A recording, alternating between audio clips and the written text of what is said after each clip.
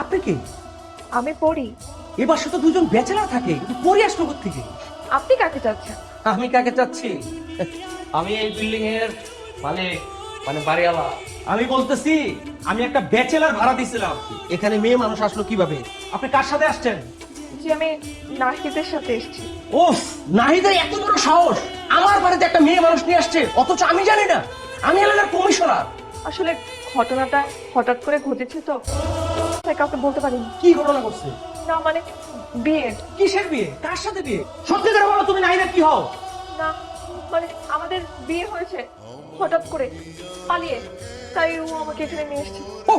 এ তো ভালো কথা, খুশির সংবাদ।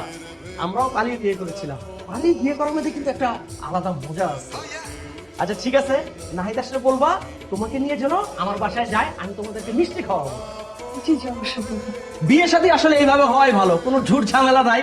তাহলে আমি আসি, আর তুমি ওর সাথে আইসো কিন্তু, ঠিক আছে? ওকে।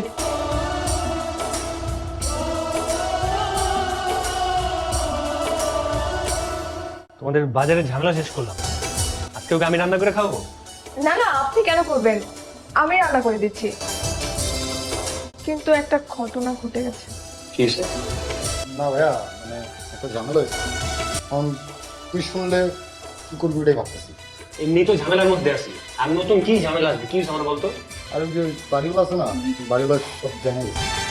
বাড়িওয়ালা জেনে গেছে মানে? কে কে কে জানাইছে? আরে আমি কিছু করি নাই। এই বাড়িওয়ালা কত বড় পেজ বানালো এটা তুই জানোস না?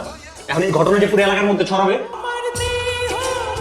আমি আসলে বুঝতে পারিনি, উনি হঠাৎ করে আসলো, এসে আমার পরিচয় জানতে চাইলো, তারপর কিছুক্ষণ আমাকে ধমকালো, আমাকে পুলিশে ভয় দেখালো, তারপর ভয় আমি সবকিছু বলে দিচ্ছি। বলছি আমি পালিয়ে বিয়ে করছি, আপনি আমাকে বিয়ে করে এখানে নিয়ে আসছেন। Wow wow wow! আপনার সাথে আমার বিয়ে হয়েছে? আপনার সাথে কোন দিক থেকে বিয়ের সম্পর্ক? আর বিয়ে নিয়ে একটা মানুষ আরেকটা মানুষের মিথ্যে কথা বলে? এছাড়া আমি আর কি বলতাম বলেন? একটা ব্যাচেলার বাসায় মেয়ে, আমি এখানে কি করছি বারবার জিজ্ঞাসা করছিল।